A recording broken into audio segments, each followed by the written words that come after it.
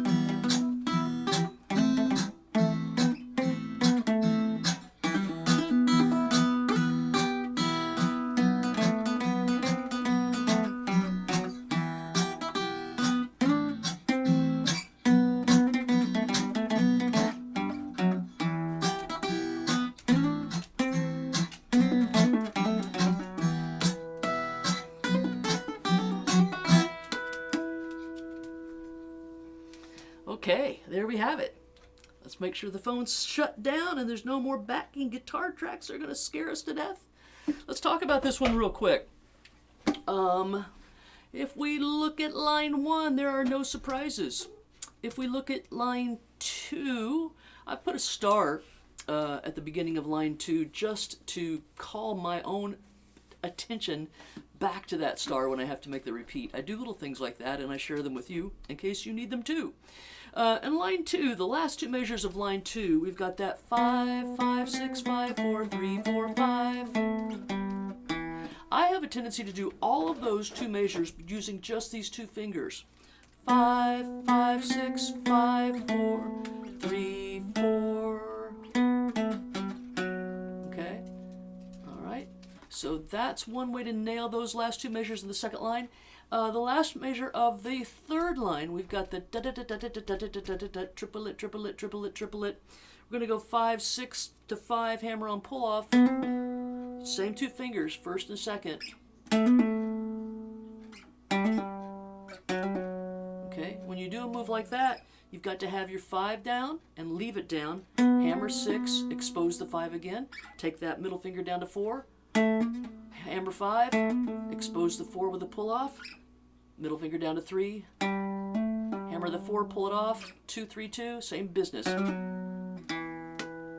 Now, because we are capoed on the first fret, I forgot to mention that at the top of the little video here, but since we're capoed on the first fret, that puts our natural harmonics in different positions. So we can get them on the 8th fret now instead of the 7th because we're capoed on the first fret, and that moves everything up, okay? Let's see. If we get down to line, what line is that? And you might want to number your book. 1, 2, 3, 4, 5, 6. The 6th line down. We're going to grab those 6s. And then I hit those 5s. And I've got to get false harmonics up on the 12th fret. Okay. When you do false harmonics, I'm not going to get into those deeply with you right now, but just as a reminder, you're leaving your 5s, you're holding them down steady. You're going to take, this is how I do it. Now, Nina Zanetti does them. I've got chemo brain. I can't think of her name right now, but I could tell you her name all day long any other time. She does them slightly different. The way I do my false harmonics is I use my first finger. I cup my flat pick up underneath. It's like a magic trick.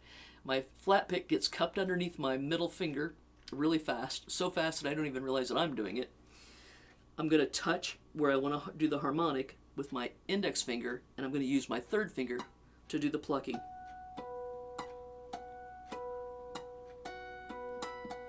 Okay, like that. That's how I get my false harmonics. When I come off of that, I'm going to pull off to get all those exposed zeros after that. Now we take it down to the next line down, starts with that 3, 0.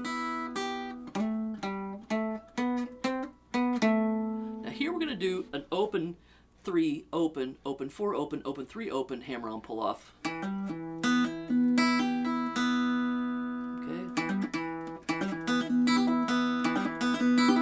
Real slow. Okay. All right, second to the last line.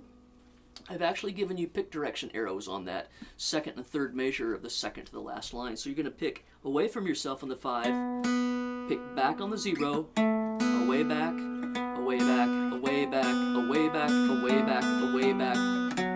Okay, that'll make that a little more efficient. Okay, so practice that slowly. All right, from that point, we repeat back up to the star that I so conveniently left up there for myself. We're going to play through lines 2 and 3, and we're going to take the second ending, which then we jump immediately down to the very last line where the coda is. You got the same move that you had on line 3, except now we're going to play it on the melody string. Exactly the same thing. Okay, all right. Let me play that through for you one time, nice and slow from the very beginning. 1, 2, 3, 4.